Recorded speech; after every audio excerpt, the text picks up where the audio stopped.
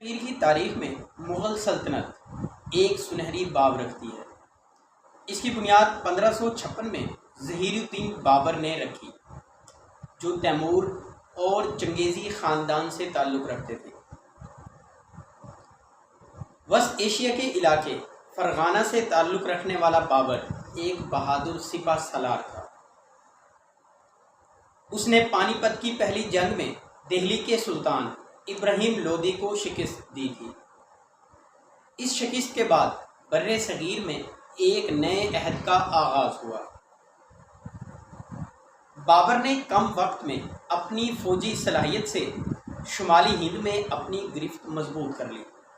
اس نے توپ خانہ اور جنگی حکمت عملی بر صغیر میں متعارف کرائی، جس نے اس کی کامیابی میں بنیادی کردار ادا کیا۔ اس کے بعد ہمایوں کا دور شروع ہوتا ہے۔ ہمایوں کے دور میں شیر شاہ سوری جیسی مضبوط شخصیت نے اقتدار چھین لیا۔ ہمایوں ایران میں پناہ لینے پر مجبور ہو گیا۔ بعد میں ایران کی مدد سے سلطنت دوبارہ حاصل کی، مگر جلد ایک حادثے میں ہمایوں کی وفات ہو گئی۔ اکبر کے دور مغل سلطنت کے بہترین دور میں شمار کیا جاتا ہے۔ اکبر کا دور مغل سلطنت کی تاریخ کا ایک سنہری باب ہے۔ اس نے نہ صرف فوجی فتوحات کی بلکہ انتظامی اصلاحات بھی جاری رکھی، صوبہ جاتی نظام بنایا، ٹیکس کا منصفانہ طریقہ رائج کیا، اور مذہبی رواداری کی پالیسی بھی اکبر نے اپنائی۔ اکبر کے دربار میں فنون، ادب اور مصوری کو خاص فروغ حاصل ہوا۔ شاہجہاں کا دور تعمیرات کا زمانہ کہلاتا ہے۔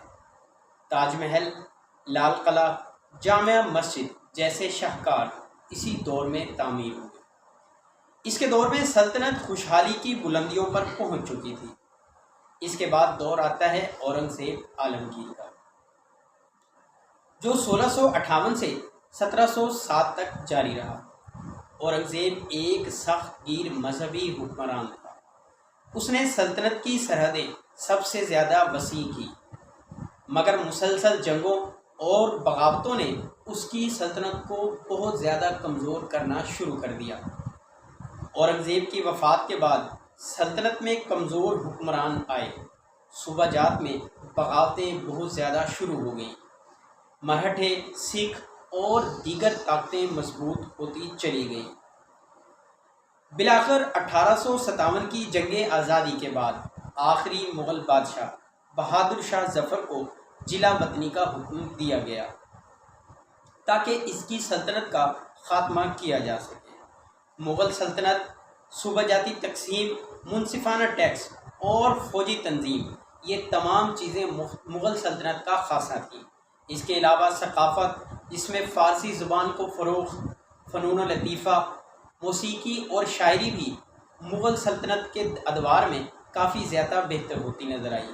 اس کے علاوہ فن تعمیر، جس میں تاج محل، لال قلعہ، شالیمار باغ اور فصیل بند شہر بھی مغل نے تعمیر کروائے۔ اس کے علاوہ مغل سلطنت بر صغیر کی تاریخ میں طاقت، فن اور ثقافت کی علامت بن چکی تھی۔ اس کے عروج کا راز مضبوط قیادت، بہترین انتظامی ڈھانچے اور فن و ثقافت کی سرپرستی میں تھا، جبکہ زوال کی وجہ داخلی کمزوری، سیاسی انتشار، بیرونی طاقتوں کی مداخلت بنی۔ آج بھی بر صغیر میں مغل ورثے کی جھلک قلعوں، محلات، باغات، زبان اور ادب میں نمایاں نظر آتی ہے۔ دوستو، مغل سلطنت بر صغیر پاک و ہند کی سب سے مضبوط سلطنت مانی جاتی تھی۔ بر صغیر پاک و ہند کے اندر مغلوں نے بہت سے قلعے تعمیر کروائے۔ ان میں مشہور زمانہ دہلی کا لال قلعہ اور اس کے علاوہ تاج محل کی بلند و بالا بہترین عمارت، اور اس کے ساتھ لاہور کا شاہی قلعہ بھی شامل ہے۔ دوستو، لاہور کے شاہی قلعے کے ساتھ ہی بادشاہی مسجد ایک عظیم الشان قومی ورثہ ہے۔ یہ بھی مغلوں نے اس پاک دھرتی کو ورثے میں عطا کی تھی۔ امید کرتا ہوں آج کی ویڈیو بھی آپ کو پسند آئی ہوگی۔ دوستو، آپ سے درخواست ہے کہ چینل کو سبسکرائب کریں اور بیل آئیکن کو ضرور پریس کر دیں تاکہ ہر نئی آنے والی ویڈیو سب سے پہلے آپ تک پہنچ سکے۔